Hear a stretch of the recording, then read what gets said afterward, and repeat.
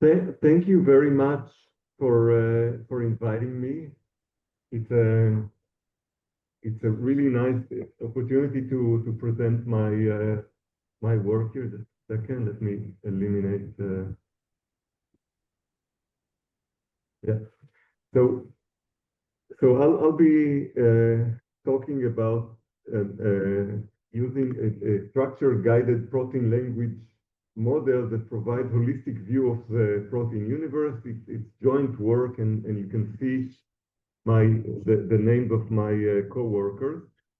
But you know, we live in very difficult times here in Israel, and I have to just refer to it, unfortunately, even before the science part. So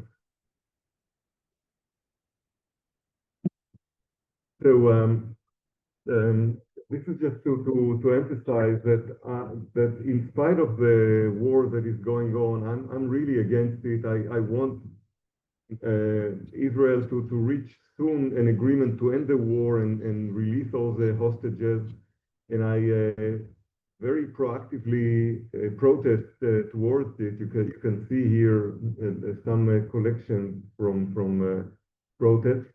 So it's true indeed that Hamas started all this about 2 years ago, but it has been going far too long, and it needs to stop. And my country has a lot to do with the continuation of the war, and I protest against it. I hope that there is equivalent protest also in Gaza, and then eventually it will come to an end because both parties would like to end it.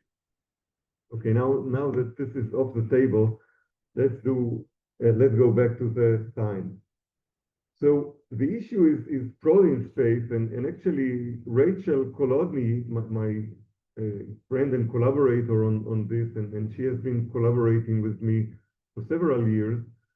We cared about the protein universe for many years. This is just a reminder of how long ago we started. This is a review article that we wrote, and it's more than 10 years ago already. And the basic message there is that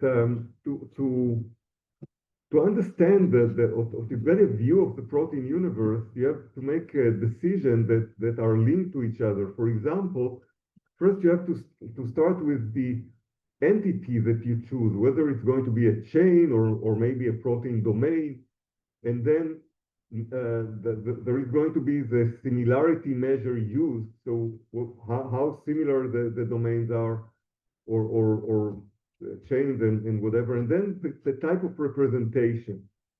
So the most common choice is to start with domains and then to use lists. And there are the cat domain and scope domain and eco domain. They are the main ones that people use.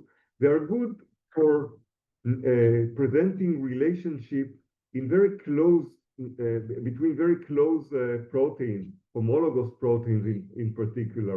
But as you get further away in evolutionary time, things get iffy, and the list and hierarchical representation is less informative. So instead of that, people use sometimes points in some space. For example, you can see two-dimensional representation used by Sanko Kim almost 20 years ago, I think, and then above it there is three-dimensional representation that Rachel used, and then you can color various properties on your map, and the distance between the points is a reflection of the similarity between them, and then you can color code it. And in this particular case, color coded based on whether it's alpha in red or beta in yellow, or alpha / beta in cyan, and then alpha plus beta in blue. And you can already see something in this representation about the architecture. But recently, with the emergence of AI, you can do it in a more global way, and people are starting to do it. This is an example or two examples. A language model called ESM2 that you're probably familiar with is on the right. And here they map maybe million metagenomic structure space, and you can see it's color coded based on the closeness to the nearest PDB structure to emphasize that they can do more than just copy paste from PDB structures.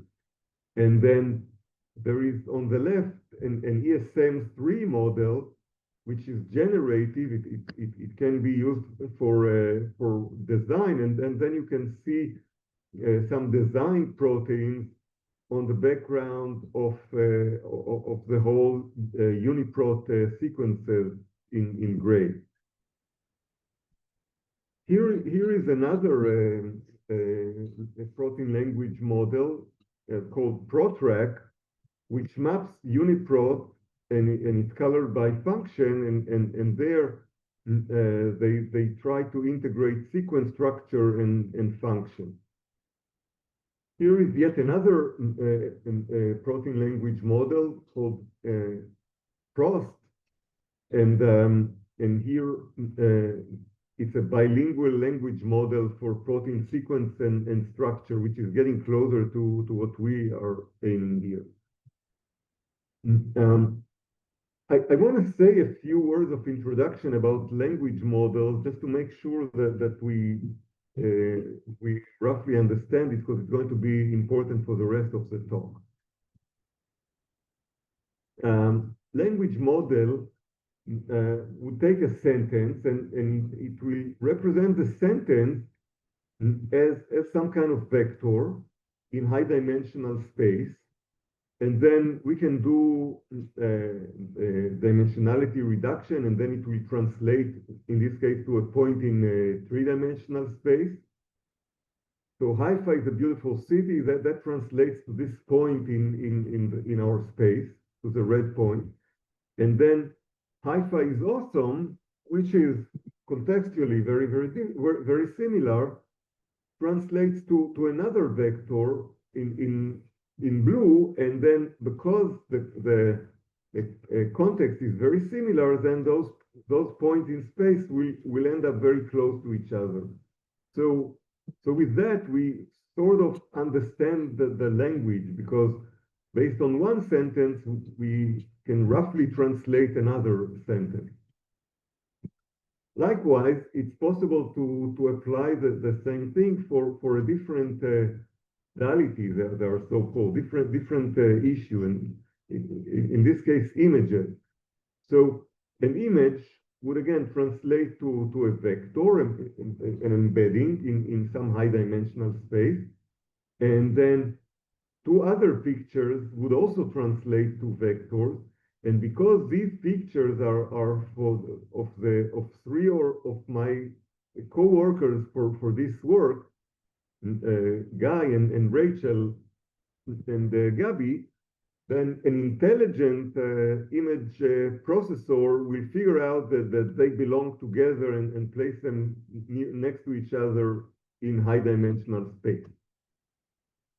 We care about proteins, and there are examples of protein language models that some of them I showed before. And there the idea is that we take the amino acid sequence, for example, of a protein, and then we translate it to a vector. Or we can start with a structure and then translate that to a vector.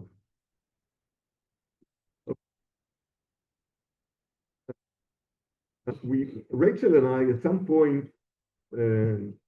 found this paper. In fact, Rachel found it, and we discussed it because it was cool, not related to biology at all. But it's a paper by OpenAI, and it's a tool called CLIP. OpenAI, as you probably know, is the company that released ChatGPT, but CLIP is a very different project. In that project, they collected a lot of images from the internet, I think from Instagram, and then also the text that goes with the images. and then they coded that they used the image encoder and placed the images along one axis in this matrix that we have in green. And then they used a text encoder, a protein language model, and that was the other axis in the matrix in purple.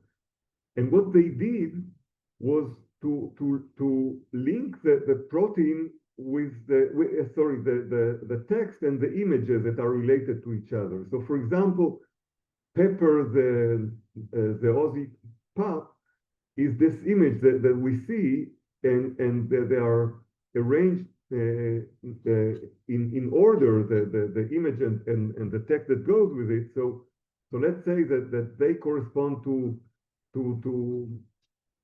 cell 3,3 in this matrix. So we want to highlight this and then penalize the cross term. So in the end, what Clip does is it gives benefit for the diagonal in this matrix, and then it penalizes heavily all the other terms, all the other cells in this matrix. And that has really awesome properties. It improves both the quality of the text encoder and the image encoder. So it allows putting an image and asking for the proper caption to go with the picture, and then it also allows an improved image recognition in pictures. And then also with the sentence, you can do a photo of a object, and then if you show a dog, then the sentence will read a photo of a dog. So it's really cool, and indeed the paper was highly cited. It's now cited more than 50,000 times. Really impressive kind of work. So we were looking at it and then discussing it with each other, and that was really hilarious. At some point, both our eyes lit up, and we thought that we can shift the project to biology by for example, by replacing the images with protein structure, and then the text with the sequence that fits the structure. And this is really what started the project, and I'm so happy that I now have results to show on this. So you can see here again a very similar matrix where in orange we have protein structure, and we encode it to vectors using ESM3, which became available over time. And then simultaneously we use EM2 to embed sequences that go with those structures. So in fact, these are domains. The structures are of domain, and the sequences are the domain, and they appear here in purple. And again, we highlight the diagonal and penalize the off-diagonal terms. So in practice, what we did was after training, we wanted to see how it worked. And then we took maybe 31,000 equal domains. You can see the hierarchy. It starts from at the bottom from T groups that are like very similar proteins, and then age groups, and it goes further. We stopped with the relatively high hierarchy, age and X and architecture groups. And in fact, what I will be presenting is mostly the architecture level. So there will be alpha arrays in blue, beta barrels in yellow, and so forth. And you can see that we chose the colors accordingly. So there are shades of blue for alpha helices, and shades of yellow for alpha plus beta complexes, and shades of red for beta structures, and so forth. So we took the sequences and structures of the domain, and then we did processing with the language models of the sequence and the structure, and we got 31,000 vectors or embeddings for the sequence and a similar number for the structures, and we co-embedded them. I'm going to show you results using various protein language models, and ours will come in the end. So this is ProTrack. And here we use structures only. And you can see color coding based on the ECODE hierarchy, just to see how well it codes for the hierarchy. Again, it should place the domains of similar hierarchy next to each other. And we can see that ProTrack does it to some extent, but very imperfectly, and this is using the structure. Now we use the sequences, and things get even more messy, especially you can see on the right that really, it feels like it really doesn't know what to do. But more than that, you can see that the sequences are placed in different regions in space. Here are the sequences, and here are the structures, and it doesn't know the relationship between sequence and structure. Here is ProSE 5. This is structure only, and you can see that it does pretty good job based on the ECODE annotation. But here in the sequence, it also is okay, but not as good. And then again, the sequence and the structure are not overlapping at all. This is ESM3, which does better, and this is the structures. And this is ESM3 with sequences. Again, it does okay, but things are becoming messy. But most importantly, sequence and structure are not co-embedded. And this is CLSS, and you can see this is structures, and you can see how well it corresponds to the ECODE hierarchy, in that the structures are, that the colors are very near each other, and then the sequences, and you can see that they are really in the same space. That means that we successfully co-embedded sequence and structurally. That was the goal. It wasn't trivial that we will succeed, and nevertheless, we succeeded with the CLSS. Okay, but in passing, you still hear me, right?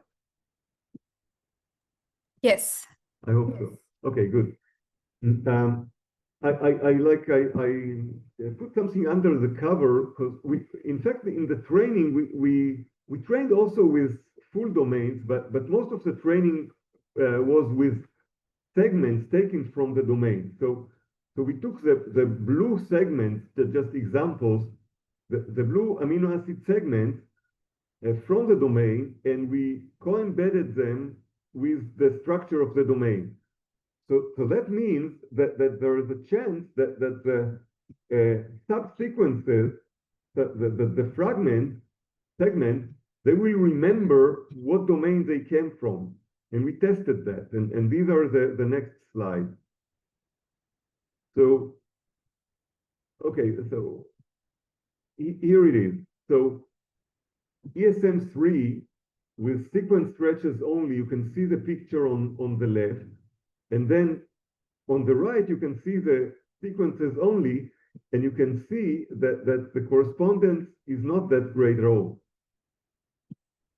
This is ProSE 5, and again, the similarity is a little bit better, but not perfect.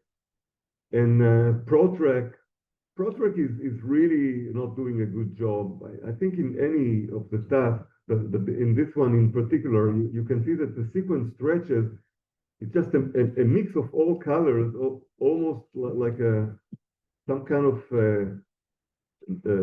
painting. I don't know, like abstract painting kind of thing, which is actually visually very, very nice, but not very informative. And this is CLSS, the sequence stretches only, and the sequences only, and you can see that they're very, very similar. So indeed, CLSS knows the history of the domain. So it knows somehow that segments belong to a certain domain. We wanted to check how it goes with the E-code hierarchy, also based on the full dimensionality. Recall that here we see a two-dimensional reduction of the full space. Our space is actually not that high. We compared to other language models. Our space is only vectors of in dimension of 32. But nevertheless, we wanted to see what we get from the information in this full space of 32. So what we see here is the distance between domain pairs along the E-code hierarchy, and this one is for the sequence modality, and you can see that it follows the E-code hierarchy. So in yellow we have super architecture, which is the furthest possible, and then in blue where we can see same age and X-fold, so very similar, and indeed they are very close to each other. This is the same thing with structure modality, and again, it follows very closely. You can, if you compare, you see that the distributions are very, very similar. And this is with the stretches. There, the order follows, but you can see that there is a difference in the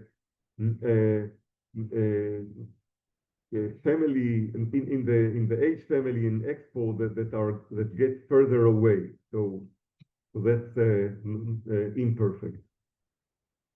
This is the same picture with ESM3 and with ProTrack, and you can see that that this is for the sequences, and you can see that the order remains, but the distributions are very, very close to each other, so that it's not easy to differentiate between them. And this is with structural modality, same problem, and with the sequence stretches, here even the order changes. Okay.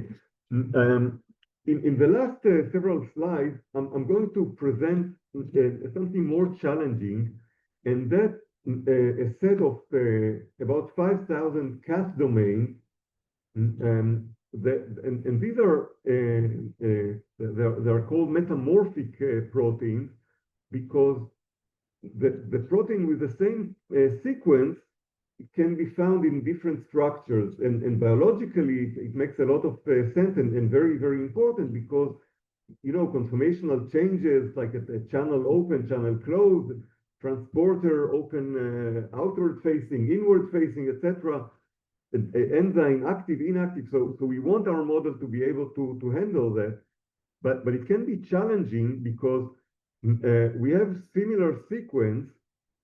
So that pushes the embedding of the sequence to be close to each other, but different structures. So the structure embeddings get pushed away.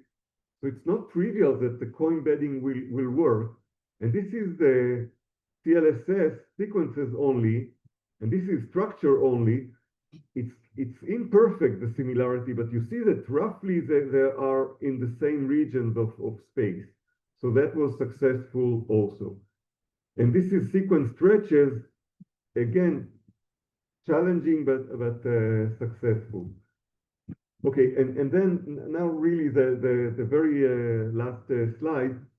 I want to show you that it can be beyond the fact that we succeeded with the co-embedding. I want to show you some things that you could do with this, and there's the website that allows visualization of the data. So you can see here 3 different examples of cases that seem at face value a little bit different than the expectation based on E-code annotation, but then we looked closer and we see that CLSS made sense in retrospect. So for example, you think that penetrates into the purple region. So the purple region, it's a propeller, and then the Bordeaux thing is a trefoil, is a beta trefoil. But if you look at the specific one the specific propeller that went into the propellers, it is really a propeller. It's actually a design protein, and E-code chopped it into smaller parts. You can see in yellow, and then the yellow part was mistaken to be thought of as a beta trefoil because it's a little bit similar, but really the whole thing is a propeller. And there are 2 more examples, but I think I'll skip it in the interest of time.